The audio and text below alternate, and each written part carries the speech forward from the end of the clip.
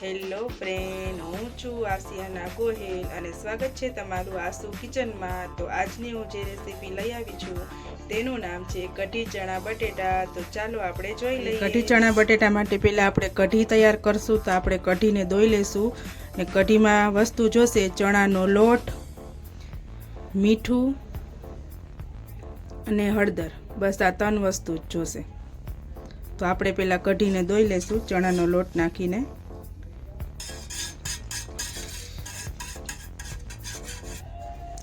તો જો આપણી કઢીમાં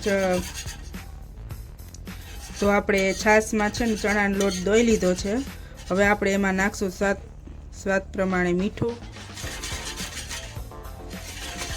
અને હળદર। આપણે મિક્સ કરી લઈશું। આ કાચી કઢી હોય, આમાં છે ને વઘાર ન કરવાનો હોય, રાઈ જીરાનો કે વઘાર ન હોય, કાચી જ કઢી હોય।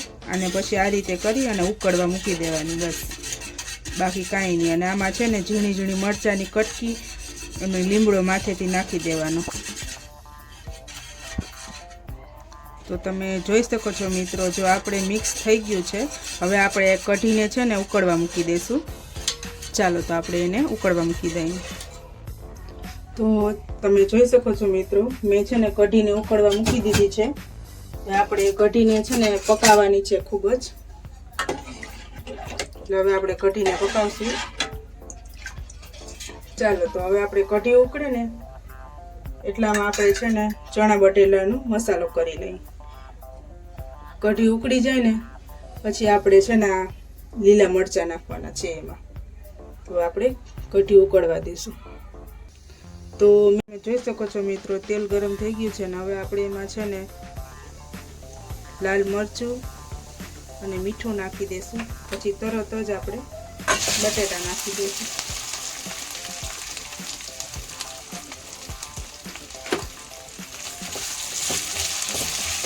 બટેટાને છે ને હલાવી મસાલો ચડાવવાનો। તો આપણે છે ને મસાલો નાખી દીધો છે બટેટામાં। તો બટેટાને થોડાક મસાલો ચડી જાય એટલે હવે આપણે છે ને ધાણા જીરું નાખી દઈશું।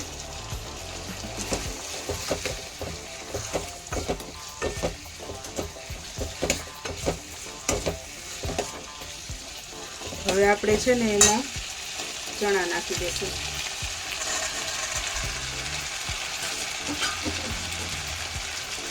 આપણે સારી રીતે છે ને ચણા અને બટેટાને મિક્સ કરી લઈશું।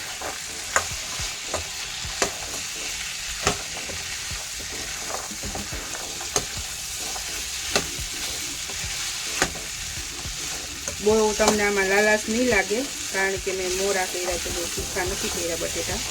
તો પછી તીખી ચટણી ને બધું આવે ને એટલે પછી જાજુ તીખું થઈ જાય, એટલે થોડીક જ ચટણી નાખી છે આમાં। તો આ રીતે બધું મિક્સ કરી લેવાનું।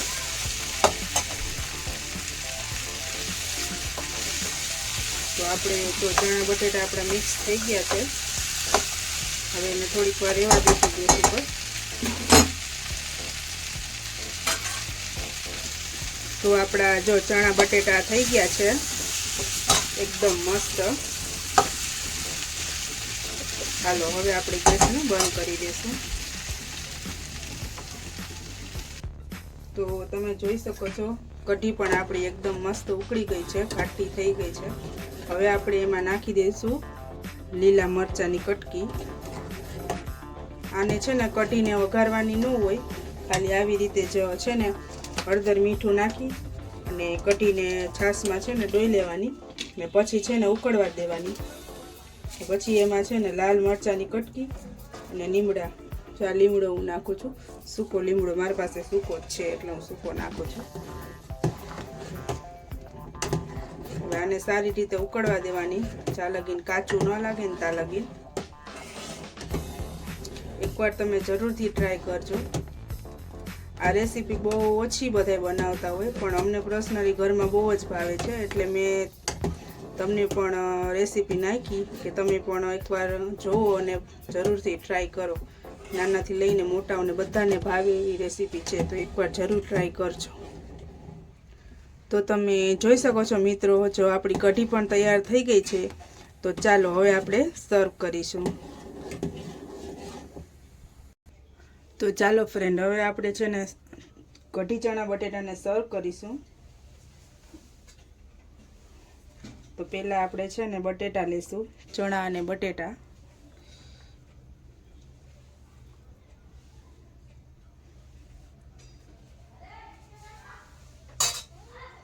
પછી આપણે ઉપર નાખશું કઢી. કઢી નાખી દેવાની.